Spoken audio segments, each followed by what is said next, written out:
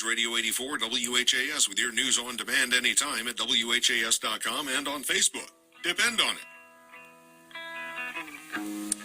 84 WHAS, happy to have with us the co-founder of GuardVest, Steve Scanlon. We're talking, Steve, about basically the president yesterday for taking executive action or preparing to take executive action expanding the student loan program. Good morning to you, first of all, and secondly, what do you make of all this? There's a lot of ambiguity around this. I mean, his own Secretary of Education, Duncan, had said, well, we're not exactly sure how much this is going to cost, but we'll figure this out on the back end. So to me, that's leaving a lot of ambiguity out there around a very important issue. Specifically, what kind of ambiguity are you talking about? Are you talking about, are we actually going to wind up paying off these loans? Because as I understand it, after 25 years, if you don't miss a loan payment, you're going to have something that if after 25 years you haven't paid off the loan, it's going to be forgiven. Well, then the taxpayers are on the hook. 20 years.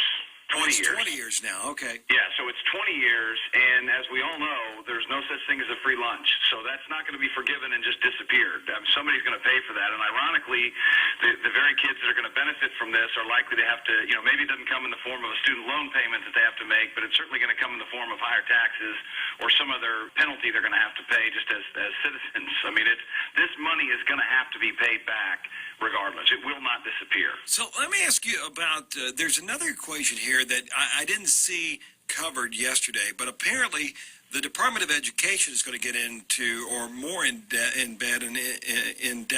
into the student loan application process, meaning they're going to be making money. They're going to be giving out loans at a certain percentage rate. Some have said it's going to be on like $127 billion worth of loans. If that winds up occurring, isn't this kind of cited on getting more and more people to pay for or to get into the government loan program? Because as I understand it, this does not benefit those who take a loan out with a private organization or a bank or credit union, correct? Right. So my understanding again, and I haven't found as much information on this either, is that they will get into direct lending on some level. But yet he's going to go out, the president's going to go out and try to work with the current lenders that obviously this is their primary business and try to renegotiate what it is that they do. So they could, in effect, become competitors with the very people who, make a living off doing this. And what kind of, how do you see this? Is this cataclysmic eventually? Or I don't want to go overhype this situation, but it does seem kind of interesting that it's going to hurt private industry, private business. And in the case of other community loan or lenders, it could hurt them as well. Well, of course it could. And what the president said yesterday is he's going to go renegotiate with companies like Sallie Mae, and his thing is, their first priority needs to be helping students and not just receiving a paycheck. Well, again, you've got a bunch of people that work for Sallie Mae that are planning on, they work there and they want to make a paycheck and they want to live their lives.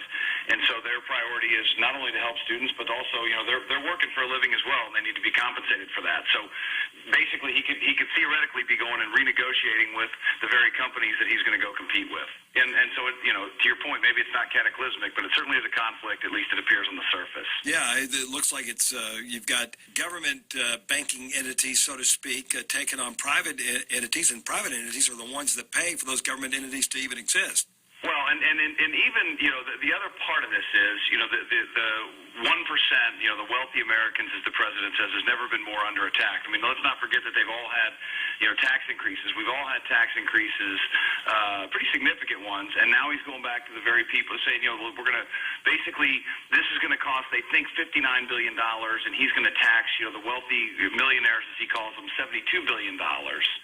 And at the end of the day, you're going to end up at some point really, really going and negatively affecting the job creators in this country. And so the main thing has to be, if you're in college and you get out of school and you're strapped with student loan debt, you need a job, right? You need a job, and you need to figure out how to go pay for not just your student loans, but your life. And I think that's what you hope that they're ultimately going to try to figure out, is how do we keep the economy going? How do we get jobs for these kids?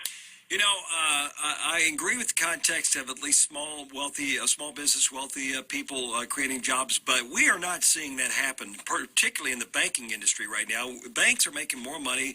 Their upper level management is making more money than at any other time since '07 for sure, and they're making higher rates than they were even in '06 and '07. So with that in mind, they're not creating jobs right now.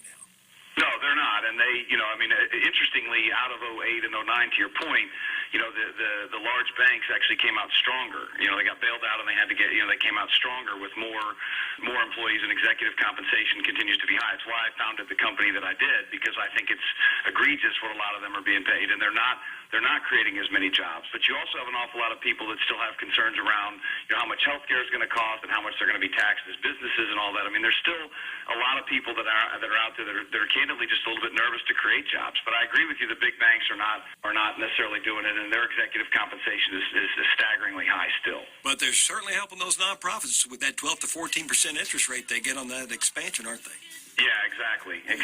So that's a whole other issue in terms of they're going to continue to make their money, and they're going to continue to I've always been amazed at how much somebody that's a corporate that's a CEO of a big bank that's been bailed out is going to make $25 million in a year. Yeah, so we all are. Thanks, Steve. I mean, you bet. Appreciate your time. Steve Scanlon joining us here with 84 WHAS. Rod Fisher standing by. Show is 84 is on the way.